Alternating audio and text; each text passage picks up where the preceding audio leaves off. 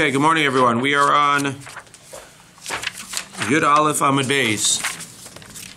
Going to learn Le'iloi Nishmas, a very dear friend, David Yona ben Yaakov, Mr. David Leibowitz, whose yurtzeit is today, second yurtzeit. Hard to believe. He was a very, very special man for those who knew him. And we'll learn in memory of David. Tanu Rabbanan, bottom of Yud Aleph Amud Beis. 4 lines from the bottom. DAF Horayos, in case you're catching up. So today we're going to do till the almost end of Yud Beis, and then tomorrow we're going to do only until the bottom of Yud Gimel Amud Aleph, because I want to leave Rabbi Zev something to do, because I should probably leave him the next 2.5 blot for Shabbos, but I'm going to be nice, and I'll leave him Yud Beis Amud Beis and Yud Gimel Amud Aleph. So today we'll do to like a third of the way left on Yud Beis, and we'll leave what? So we'll leave him a little bit left for Shabbos. Zak the Gemara, Tana Rabbanan hu Shalom hu Tzidkiyahu v'lama nikra shmo Shalom. So he was Shalom, he was Tzidkiyahu, he was Yochanan, he was Yehoachaz, which we were talking about. In Yehoachaz became king, even though his brother Yehoiakim was 2 years older than him, and they were both the sons of Yeshayahu. So why was he called all of these names? Shahaya Meshulam b'masav. Why was he called Shalom? Because he was perfect in his deeds. Ikadamri Shalom. Others say he was Shalom. Sheshalma Malchus Beis David b'yamav. The Malchus Beis David ended during his days, because after he was no longer king, so the Beis Hamikdash was destroyed. Uma Shemo, what was his real name? Misanya Shemo. Shneimar v'yimloch melech Bavel es Misanya dodo tachtav. Vayasev et Shemo Tzidkiyahu. So his name was Shalom, Tzidkiyahu, Yochanan, Yehoachaz. Amar la. Ya yatzdik alecha esadin im timrobi. So Nebuchadnezzar said to Shalom, Tzidkiyahu, Yochanan, Yehoachaz, all the same person, says to him, HaKadosh Baruch Hu will do justice on you if you rebel on me. And nevertheless, Uchsiv v'gam b'melech Nebuchadnezzar marad asher ishbiah be'Elohim, which ultimately led to the destruction of Yerushalayim. He still did not listen to Nebuchadnezzar, and he rebelled against him. Umi hava shemen hamishcha. So we said that Yehoachaz was in fact anointed with the shemen hamishcha. Was there in fact shemen hamishcha at the time of Yehoachaz? V'hatanya, but the Brisa says mishenignas aron nigna shemen hamishcha. At the time that the aron was put into Geniza, so shemen hamishcha was also put into Geniza. V'tzinsenes aman, and so was the jar of man that they had kept. Umakalo shel Aaron shkadeu frachea, and the stick of Aaron with its almonds and its flowers. V'arga sheshalchu plishtim doron liYisrael, and the box that the plishtim had sent as a present to Yisrael. What was that box? When the plishtim took the Aaron, so bad things happened to them, they sent back the Aaron with a box of gifts in the box, in order to appease the Jewish people and sort of to ask forgiveness from them. Shenemar, as it says, V'esklei hazahav asher hashivosam lo asham, tasimu be'argaz mitzido shlachtem oto ve'halach. You should put the gifts into the box next to the Aron and send it back to the Jewish people. Umi ganzu, so who was Gonez the Aron? Who actually put it into Geniza? Yoshio melech Yehuda ganzu. Yoshio, Yehoachaz, his father, put it into Geniza. Sherash akasabat Torah, because he saw that it said in the Torah, Vayolech Hashem oscha v'yas malkech. HaKadosh Baruch Hu is going to make you be conquered by Bavel. And therefore, he said, Siva v'ganzu, so he told them to be gonez it, so that it wouldn't be conquered by Bavel. Shenemar v'yomer la'levim, ha'mevinim l'cho Yisrael. They taught the Leviim, who taught all the Jewish people. He told them, HaKadoshim Hashem, who were Kadosh Hashem, to nu es Aron HaKodesh b'bayis asher bana Shlomo ben David melech Yisrael. Put the Aron in the Beis Hamikdash, underneath, hide it in the Beis Hamikdash that Shlomo built. Ein lachem masa b'katev, you will no longer have to carry it on your shoulders. Ata ivdu es Hashem Elokechem v'yasamo Yisrael. Now go ahead and serve HaKadosh Baruch Hu and the Jewish people. I.e., go ahead and conceal the Aron in an underground chamber in the Beis Hamikdash. So you see that Yoshio was Gonez the Aron Kodesh. And when it was Gonez, so the other things were Gonez with it. How do you know that? Ve'amar Rabbi Elazar, Asya Sham Sham, Asya Mishmeres Mishmeres, Asya Doros Doros. That's what the Gemara says. The Gemara says that there are different Gezerat Shavas from the Aron to the Man and the Makal and the Shemen HaMishcha, and therefore you see that when the Aron was Nignaz, all of those things were Nignaz as well. So how could it be, back to our original question on the top line, in Mihava Shemen HaMishcha, how could it be that there was Shemen HaMishcha at the time of Yehoachaz, who was the son of Yoshiyahu, if you see that the Shemen HaMishcha was actually put into Geniza at the same time as Yaron was put into Geniza? Rav Papa, you're right, Be'arv Sama Dechaya, right, it wasn't the actual Shemen HaMishcha that he was used to anoint him, it was only the balsam oil that we mentioned yesterday. Good? Zak the Gemara, Tanu Rabbanan, Keitzad Moshchen Es HaMelachim. How did they go ahead and do Mashicha on the kings? Kimin Nezer. They did it like a crown. As explained by Rashi, what would they do? They would take oil, put it on the finger, and they would go like this, and they would go around the head with the oil like a crown. So they would go around the oil, around the head with a crown, like a crown with oil. That's what Kimin Nezer means. Says the Gemara, Ve'asa Kohanim Kimin Ki. And for Kohanim, when they wanted to anoint them, they did it Kimin Ki. My Kimin Ki. What does that mean, Kimin Ki? Amr of Menashe, Bargada, Kimin Kaf Yevani. Like the Yevani Kaf, which was like this, as Rashi explains. They went like this way, around the head and back. It was like a Kaf. If you look over there, there's a picture. So it's like this. So for Malachim, they would take the oil and go around the forehead like that. And for the Kohanim, they would go around the forehead, back, down towards the spine like that. Tani Chada. But now there's a machlokas. In terms of this is what they did for Malachim, this is what they did for Kohanim. But the question is that they also poured some oil on their head. So the question is, did they pour the oil first before doing this process, which was different for Kohanim and Malachim? Or did they do this process first and then pour some oil over their heads? Says the Gemara, Tani Chada B'tchila Moskin. First they would pour Shemen al Rosho, V'yachar kach nosnin lo Shemen ben Risein. Now first they would actually pour a little bit of shemen on the Kohen's head, and then they would do the thing between his eyelids and go to the back. Or according to the second opinion, first they would do this whole process.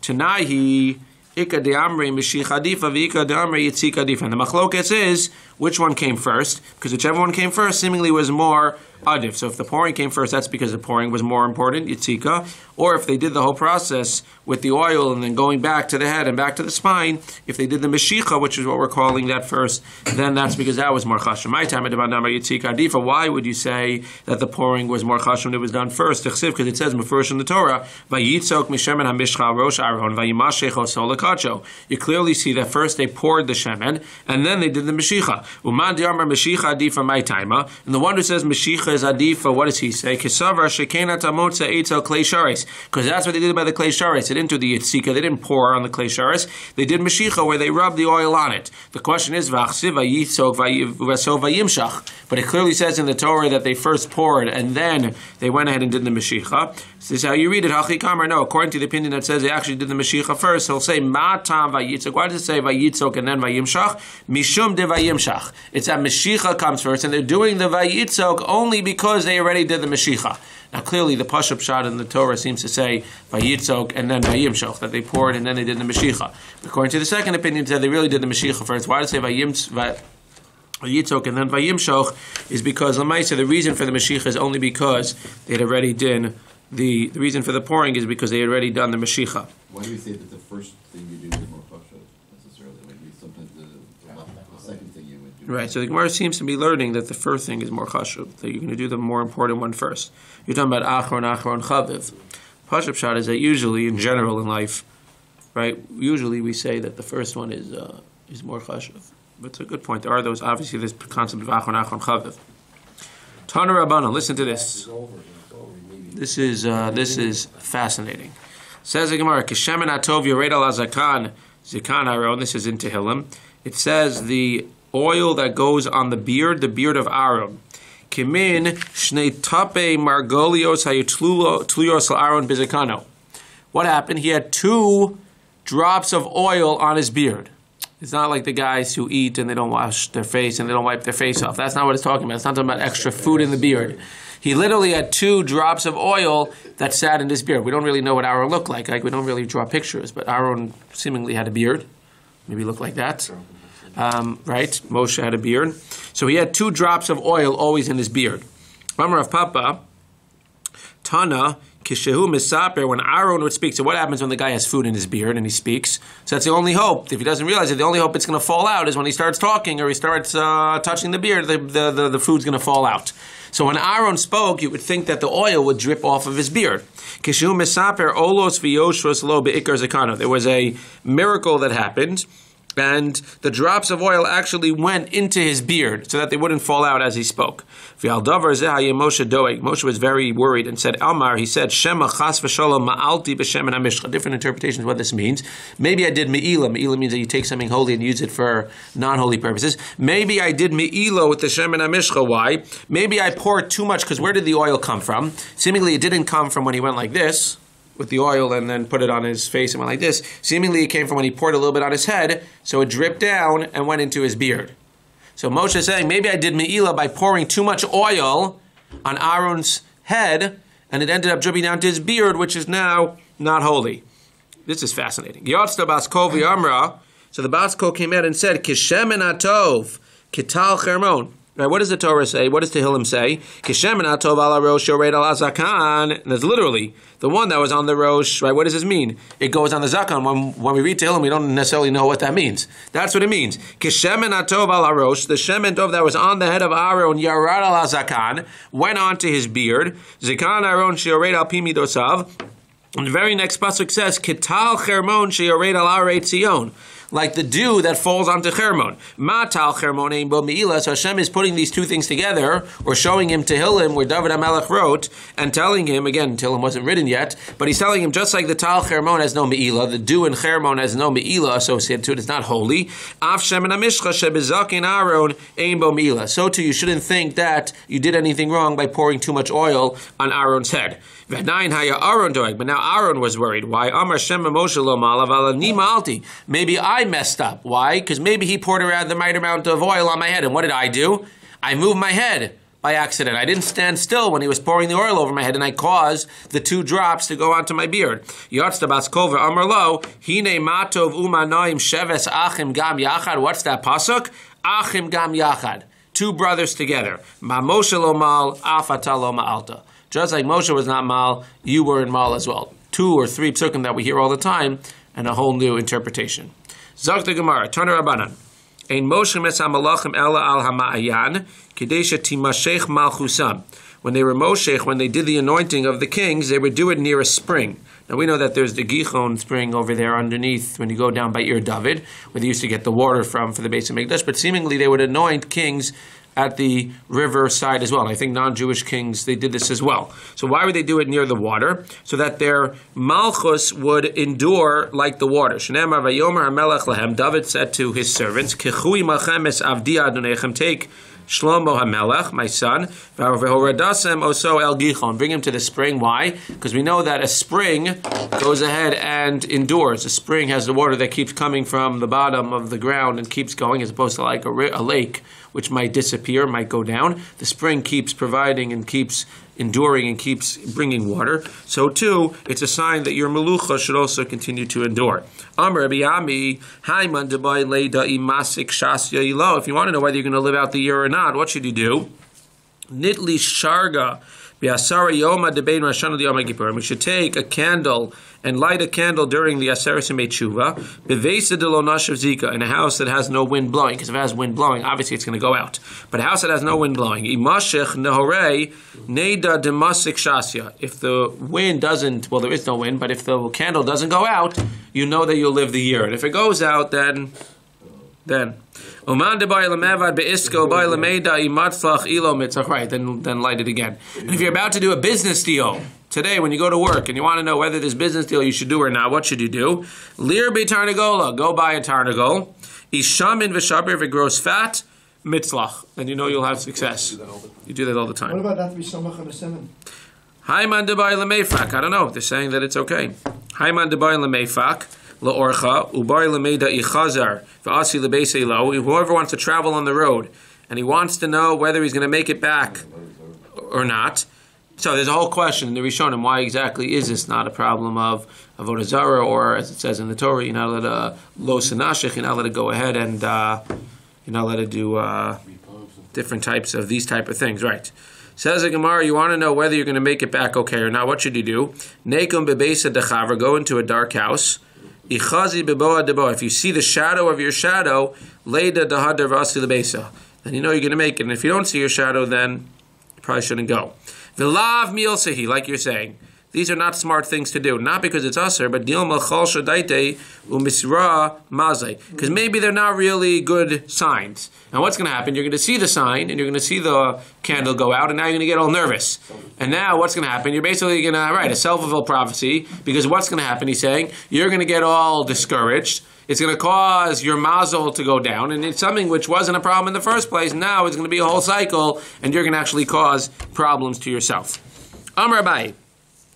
Hashad Amar Siman Milsehi. Now that you're saying that omens are actually real things, as opposed to those who say that it's not allowed or not real, and this is interesting. This is a source for what we do. La'olam yehei ragil lemechse berei shasa. You should always eat. They changed it to really lemechle, to eat on Rosh Hashanah. Kra, virubia, karsi, visilke, vitamri. That's why you should eat all of these things. Gourd and fenugreek and leek and beets and dates, which grow fast, which grow in abundance, which are sweet. And again, there is a whole discussion there if in fact that is avodah zarah, or it depends. In general, like all these things, Mendel likes to bring in the thing for the parnassa.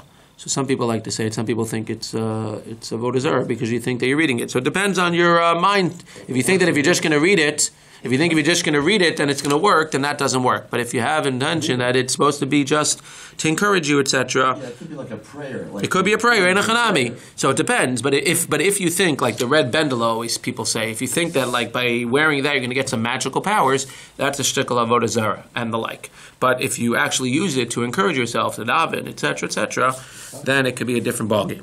Amar lu Rav Mishar shelibrei ki ba'isu me'al umigre kame rabbaychu. When you want to go up and learn in front of your rabbeim, garsu masnisa. You should first prepare and learn a Mishnah so you don't sound so silly. V'alu lekami rabbaychu. Then go to your Rebbe. V'chiasivu kamei. When you're sitting in front of your rabbeim, chazu lepumei. Watch their mouth and seemingly their actions. V'chsiv. V'ayu anecha roas es morecha. You should see what they're doing and learn from them. V'chi garsisu. When you learn Torah in general, garsu al nara demaya. You should learn by the water. I'm totally for this. Dicheyechi de mashkin maya. Just like the water flows, mashkin shmasasaychu. So too, your learning will flow. Some people take this too literally. They sit by the pool with their gemaras and the beach, and I'm not sure that's what the Gemara had in mind, but no. They sit right. V'sevu akil kale, and you should sit by garbage, demasa mechasya, by the garbage of mas mechasya, v'lo sevu apadne de pumadisa, and don't sit by the palaces of pumadisa. And again, I think that this means that you shouldn't, don't go to riches too much. It's good to be poor. Tav galdona sari demata machsel mechal mechutcha derami kipi. It's better to eat this type of fish than kutach, which is hard enough to throw on the kipe, on the rocks. Fine. Rama karni belohai. Rama karni, my horn is exalted, velo Rama pachi, not my flask. Davidam ushlomo shenimshechu bekeren, they were anointed with the horn of oil, nimshecha machusan, so their melucha lasted a long time. Shol v'yeyu shenimshechu bepach, those who were anointed with a smaller flask, lo nimshecha machusan, their meluchas did not last too long. Hamashuach b'shemen hamishcha, the Kohen Gadol who is anointed with the shemen hamishcha. Tanu Rabbanan, Mashiach Yachol Melech. So you might think that it includes a king, not just a Kohen Gadol. Tamalomar Kohen, only a Kohen is the one that these laws apply to. I Kohen Yachol Meruba Begadim. You might think even the Kohen Meruba Begadim, who wears the extra Begadim, it doesn't have the shemen hamishcha. Tamalomar Dafka Mashiach. I Mashiach Yachol Mashuach Mechama. But if it just said Mashiach, you would think even the one that's anointed for the Melchama who's on a lower level. Tamalomar v'ha-kohen ha-Mashiach. It's the Kohen ha-Mashiach she'eno Mashiach al-gabav. There's nobody who's higher than him. Therefore it says ha-Kohen ha-Mashiach. It's the Kohen Gadol specifically and not the Melech. And it's Dafka, the Kohen ha-Mashiach, the one who is anointed as the regular Kohen Gadol. My mashma, how do you know this? Kedam Rava hayerech hamiyumena shabirach. When you say the thigh, it's the most distinguished of the thighs. Hachanami hamashiach hamiyuman shebemeshuchim. When you say the anointed one, it's the most distinguished of the anointed ones, which is the regular Kohen Gadol who is anointed. Amar Mar Mashiach Yachol Melech. What was the havamina that it would be a melech? Melech paru demaisei, saru demaisei. A melech doesn't bring a par. A melech brings a sar. What's the havamina that the special halachas would apply to a melech. It's the you might have only thought that for his private ones it doesn't apply, but for the public ones it would apply. Says the Gemara, al helim davar yavi par. For the helim davar he will bring a par kamash malan, that it's only the regular Kohen Mashiach will have the special halachas and the special korbanos, and not a melech, and not a Kohen who's mashuach milchama. We're saying here now that the Kohen is above the... It says a Kohen Gadol who's Mashuach with the Shem Mishcha is the highest. Well, he said there's a pasuk that proves that the king is the highest. No, He's saying higher. Well, no. When it comes to these, in terms of the king versus the Kohen Gadol, it's clear that the Kohen Gadol for these purposes it's dafka the Kohen. But when you want to know which Kohen Gadol are we talking about for this korban, so we're talking about the Kohen HaMashiach, dafka the Kohen HaMashiach. It doesn't necessarily mean the Kohen's higher than the Melech in general. But for this korban, it specifically says the special korban is by the Kohen, and which Kohen Gadol? The Kohen HaMashiach, as opposed to the Kohen who has extra begadim. Ein bein Mashuach b'Shem HaMishcha. If you remember yesterday, we said the only difference between the Mashuach, if you look on Yud Aleph Amud Beis, the only difference between the Mashuach b'Shem HaMishcha and the Meruba b'Kohanim, the Meruba b'Gadim, is the par haba kol ha-mitzvot. The par helim davar shel tzibor, and the par helim davar shel a personal one. That's between the begadim and the one who is Mashiach, who is Mashuch. And then we said there's another practical difference between the ones who were the temporary Kohen Gadol and the one who was permanent but just took a break. We'll get to those in a second. But first we're discussing the first part. The one who was anointed versus the one who wears the extra begadim. The only difference is the par helim davar shel tzibor and the special par of private, only the Kohen who is Mashuach brings those, not the one who has the extra begadim. Says Gemara, Masnisan delo ke Rabbi Meir. It's not like Rabbi Meir. Di Rabbi Meir Hatanya Meruba Begadim Maybe Parabal Kol Mitzvah. Steve Rabbi Meir, because Rabbi Meir clearly says that even the one who's Meruba Begadim will also bring the special Par Helim Davar. And our Mishnah says clearly it's only the one who is Mashuch, not the one who's Meruba Begadim. Lo hodu lo chachamim, which is our Mishnah again, that the one who's Meruba Begadim would not bring the special par. My time in Rabbi Meir, what's the reason for Rabbi Meir that even the one who has the Meruba Begadim is on the same level for this special korban? Ditanya Mashiach ein li ela Mashuach b'Shem HaMishcha Meruba Begadim inayin Talmud lomar HaKohen HaMashiach. So he learns it differently. He says that HaKohen HaMashiach might be excluding the Mashuach Melchama, but the HaKohen HaMashiach is including the Kohen Gadol who's Meruba Begadim, and not just the Kohen Gadol who is Mashuach b'Shem HaMishcha. So how are you setting up this brisa? Kirabanan. You're learning our Mishnah like the Rabbanan, because again, clearly Rabbi Meir would argue and say that the Meruba Begadim would be the same as the Shem and HaMishcha. Eim HaSefer. The problem is that the Sefer is clearly like the Rabbanan. Ein ben Kohen Mishamish l'Kohen Sha'avar Ela Par Yom HaKippur V'Asir Sefer. We said that the only difference between the temporary Kohen who's then removed for the permanent Kohen to come back after he had become Tameh and becomes Tahor, the only difference between them is the Kohen Gadol who is temporary can do everything and has all the restrictions, except he can't do the par on Yom Kippur, which is a kapara for the Jewish people and a kapara for the Kohen Gadol, and he can't do the Asir Sefer, which is done every day. That only the Kohen Mashuach, only the Kohen Gadol who's practicing currently can do, but the other Kohen Gadol who was temporary, which is L'Sha'avar, he could do everything else and he has all the other restrictions. Asan LeRabbi Meir. That's like Rabbi Meir. That's clearly like Rabbi Meir as opposed to the ratio, which is clearly like the Rabbanan. Why? Where do we see that? Titania, Irabo Psul B'Kohen Gadol V'Amar Uminu Kohen Acher Tachtav. That's this case that we're talking about. Harishon Chozel Avodaso V'Hasheni Kol Mitzvahs Kahuna Alav Divi Rabbi Meir. And Rashi clearly points out when it says Kol Mitzvahs Alav, it's except for these two. Rabbi Meir is clearly the one who holds, and when you have the temporary one who's then removed, he has all of these, I guess, abilities of the Kohen Gadol and all of these things that he can't do, except again these two things. But that's clearly Rabbi Meir. That's our Mishnah. As opposed to the Chachamim who argue and say no. Once he gets removed, he's a nobody. Says Rabbi Yossi, which is seemingly the Rabbanan in our, not in our Mishnah, but the Rabbanan. Rabbi Yossi Omer Rishon Chozel Avodah. So Sheni Ein Roi Lo LeKohen Gadol Lo LeKohen Ediot. He goes and he can't do anything. So he got his moment of glory, but now he goes to nothing. Right? Are you better off being a Pashut Yid? Or are you better off getting your moment of glory, never getting your moment of glory? Or are you better off getting your moment of glory for a minute, and then you're not even Pashut anymore? What's the reason? There's obviously a reason according to Rabbi Yossi. Rabbi Yossi, Ma'aseh b'Yosef ben Ila mitzipori she'ira psul b'Kohen Gadol. If you look at the Masoret Hashatz, they changed this whole girsa here. U'minhu tachtav, they put another one on top of him. U'ba ma'aseh lefnei chachamim amar rishon chozal avodaso sheni ein roi lo leKohen Gadol v'lo leKohen Hedyot. Kohen Gadol, why not? Mishum Eva, because now you have the old guy who comes back. Not old in age, the old one who comes back. So now the one who was temporary, if he stays as the assistant, then the old guy is going to get jealous. The original Kohen Gadol is going to get jealous. So they say you can't be the Kohen Gadol, you can't practice as a Kohen Gadol, and he can't go as a Kohen Hedyot. Why not? Kohen Hedyot mishum malim b'kodesh vein moridin. So again, somebody asked me, so what does he do? Unclear. But he can't become a Kohen Hedyot now, but he can't stay as a Kohen Gadol, so he sits and learns all day. Baruch Hashem. But clearly what happened? Clearly Reish is Rabbanan, and Sefer is Rabbi Meir. Clearly the Reisha, which says that it's the Kohen Mashuach and not the Meruba Begadim, that's the Rabbanan.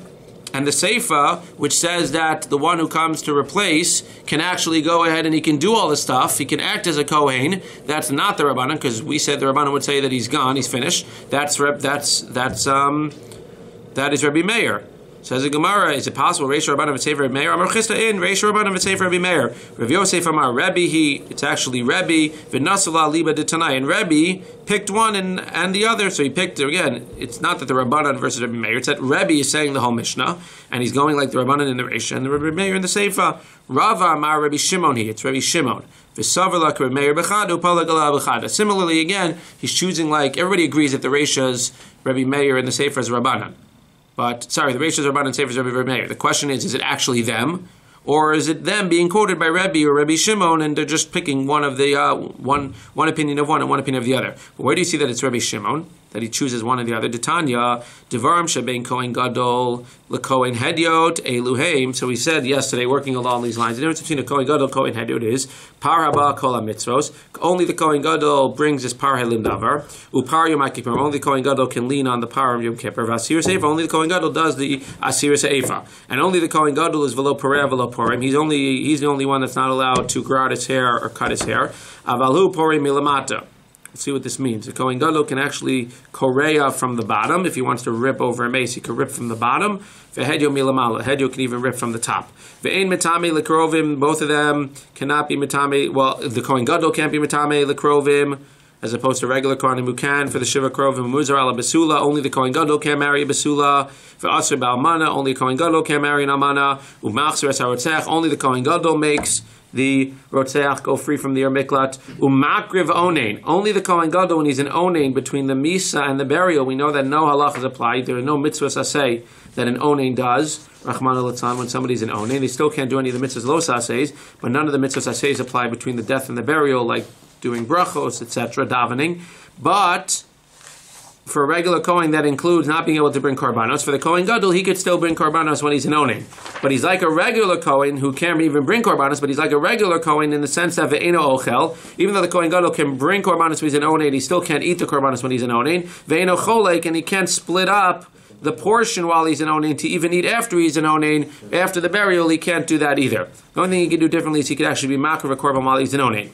Furthermore, in general, makriv chelek berosh, he goes to the front of the line, doesn't have to wait online, he's got the speed pass to be able to go ahead and be makriv a korban. V'notel chelek berosh, and if he wants a piece of the meat, he wants the special piece of meat, the Kohen's about to eat it, he says, sorry man, that comes to me, and the Kohen Gadol could take whatever meat he wants. Umeshamish b'shmona kelim, he's meshamish with 8 kelim as opposed to 4 kelim. V'chol avodas yom ha'kippur me'enek shera elabo. Again, this is all the Kohen Gadol. He's the only one that can do the avodah on Yom Kippurim. And we said, but the Kohen Gadol she'avar can actually do the Yom Kippur. We're talking about Kohen Gadol versus regular Kohanim.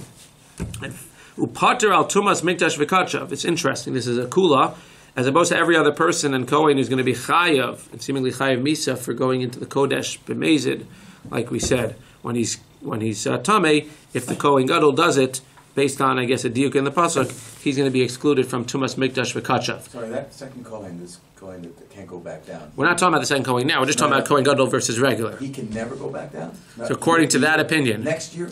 According to that opinion, it sounds like this Kohen Gadol can never go back to being a Kohen Hedyot. Then he's trapped, sort of. Right. That's what we were saying. It sounds like he's trapped. So again, I don't know what happens if the first Kohen Gadol dies and then there's no Eva, but it sounds like going back to that thing, it sounds like he's trapped. But again, he got his moment of glory. He got to be the Kohen Gadol. He can wait like that for 40 years, though. Plus what? There's a pension. Whatever it is, but he became the Kohen Gadol. V'kula noagin b'meruba begadim. Now, and all of these things also apply to the Kohen Gadol who was meruba begadim chutz mipar hamevi al kol hamishna, like we said, except that the Kohen Gadol is meruba begadim, he doesn't bring the par helim davar. V'kula noagin b'mashiach sha'avar, and we said all of these apply to the Kohen Gadol who was in the past. Chutz mipar Yom HaKippurim v'asir se'efa, except for the par Yom HaKippurim and the Sir Sefer, which we said that the Kohen Sha'avar cannot do, assuming you're within the opinion that says that the Kohen L'Sha'avar, who was temporary, can do everything else, and he doesn't have to go and sit and collect his pension. The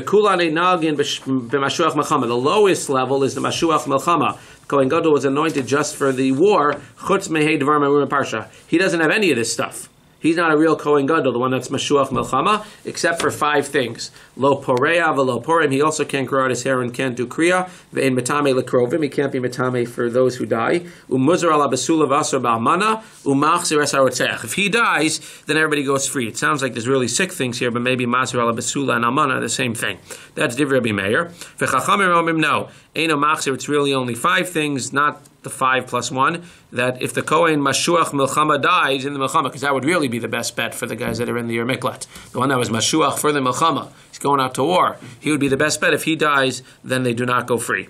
V'haimi ma'id Rabbi Shimon, he going back to, how do you know this is Rabbi Shimon? Amar Rav Papa, because it says, Man shamas le'damar patra al tumas mikdash v'kachav. Who's the opinion that the Kohen Gadol is not going to be chayav for tumas mikdash v'kachav? It's Rabbi Shimon, and therefore you see again that Rabbi Shimon is quoting the opinion over here, which goes back to the Machlokes Rabbanan and Rabbi Meir.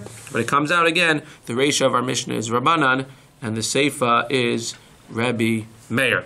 Let's just get to the Mishnah. We're going to stop at the Mishnah. We just said that by the Kohen who's Mashuach Milchama, so he doesn't have any of these restrictions or any of these benefits of a Kohen Gadol, except for the 5 things. Can't marry an Almana, needs to marry a Basula, can't be Matami for Krovim, etc., and may or may not let the people go free from the Ir Miklat. Minani Mili, how do you know this? Where do you know that he even, if you're going to tell me that he's not really a Kohen Gadol for all intents and purposes, so why does he have any of these restrictions? The Tan Rabbanan v'ha-Kohen HaGadol me'achav, zeh Kohen Gadol, asher yitzak ha-Rosh Hashem ha-Mishcha, zeh Mashuach Milchama, u'milei ha-Sedol l'boshas ha-Begadim, zeh Meruba Begadim. So you have the Kohen Gadol, the Mashuach Milchama, and the Meruba Begadim. Akulan hu omer, and for all of these it says Rosho liyifro v'gadav lo yifro v'alkom nafshos meis lo yavo. So it clearly says for all 3 of these, including the Mashuach Melchama, that 3 of the 5 apply. That he's not what? He can't let his hair grow, he can't tear his kriya, and he can't be metame nefesh. Now the only thing that we're missing to teach him, because again we're assuming that nothing applies to him except for these 5 things, so the only things we're missing now are the Besula and the Almana, and maybe the Rotzeach. Yachol Yehu Kulan Makrivin Oninin. So you might think that everyone, all Kohen Gadols, can bring a korban when they're in Onin, like we just said. Tamalomar ki nezer shem mishchas elohav alav lo achavero. Only the Kohen Gadol who's mashuach with the shem and hamishcha, the regular Kohen Gadol, can bring a korban when he's in Onin. Ve'achar shalchalku akasav. Once it took the mashuach melchama out of the general laws, yachol lo yehe mitzuva ala besula. You might think that he's allowed to marry a non-besula. Talmud lomar vehu. It says Vihu Kitanai, like we see in the Machlokes Tanai, Vihu Isha Bivsulei Yikach, Achar Shechalak Akasav Riba, it still includes him. Vihu is telling me the person who is not going to be a full-fledged Kohen Gadol, he still needs to take a Besula Yikach. That's Divrei Rabbi Shmuel, who we're holding like here. Rabbi Kiva Mer Ein Li El Sha'avar Machmas Kurio Machmas Munin Minayin Tamalomar Vihu. Rabbi Kiva learns differently and says no. This Vihu Isha B'Tzal Yikach, he needs to take an Isha Besula. That's only talking about a Kohen Gadol who was removed from his post temporarily because he had a seminal emission or because he got a mum. He still needs to marry a Besula. But Ein Achanami, a Kohen Gadol who is an only Mashuach Milchama, does not have to marry a Besula according to this opinion, and he can actually marry anybody he wants. But we're going within the Mandamar of Rabbi Yishmael, who says that there are 5 things, and he says that it's included, the Almana and a Besula is included, Vehu, that includes the Kohen Mashuach Melchama as well, which is how we're learning. V'amine Rav Amir of Nachman, finally, Mashiach Shenitztara, new case. A Kohen Gadol is a regular Kohen Gadol, who's a mashuach. So everything applies to him. Shenitztar, but now he gets saras. Mahu ba'amana. When a regular Kohen Gadol, or any of these Kohanim, seemingly we should say, who are not allowed to marry Basula, we said across the board, no matter what their restrictions are, they can't marry an Amana, unless maybe we said, according to Rabbi Akiva, when they have a Keri or they have another Mum, then they can marry an Amana. But Mahu ba'amana, if he gets saras, midcha dachi or miftar pater. Is it saying that once he becomes a Kohen Gadol, so it pushes away his ability to ever marry an Amana? Or maybe once he's no longer functioning as a Kohen Gadol, because he what? Because Lamaisa, he got a mum, or maybe one can argue because he's no longer fit to be a Kohen Gadol, like we said before, the one who served temporarily, maybe it would apply to him as well, but the Gemara is discussing the one who gets saras. Maybe in fact he could marry a non-Bisura. Lohava biyada, he didn't know the answer. So Rav Nachman didn't know the answer. Zimna v'yasir Rav Papa v'kami b'ayalei. So they asked Rav Papa, Amar le Rav Huna, Amar le Huna, Brady Rav Nachman Rav Papa. Rav Papa was asking, and Huna, Brady Rav Nachman said to Rav Papa, Tanin, I'll tell you the answer. Ein li ela sha'avar machmas kiryo, avar machmas mumim minayin, tamulo mar mihu. No, we say that avar machmas munin, that if it's machmas mumin, then it's still vihu. That means if he has a mum and he's removed, he still can't marry an amana, and therefore you see what saras. Saras is clearly a mum, and therefore you would see that by saras he also still can't marry an amana. So it sounds like what was coming out is that across the board, once a Kohen Gadol, you can never marry a almana. Kam nashke bereishe. So Rav Papa was happy with this answer of Huna Breder of Nachman v'yayiv lebarsei, and he gave him his daughter in marriage. So we will pick up here at the Mishnah tomorrow.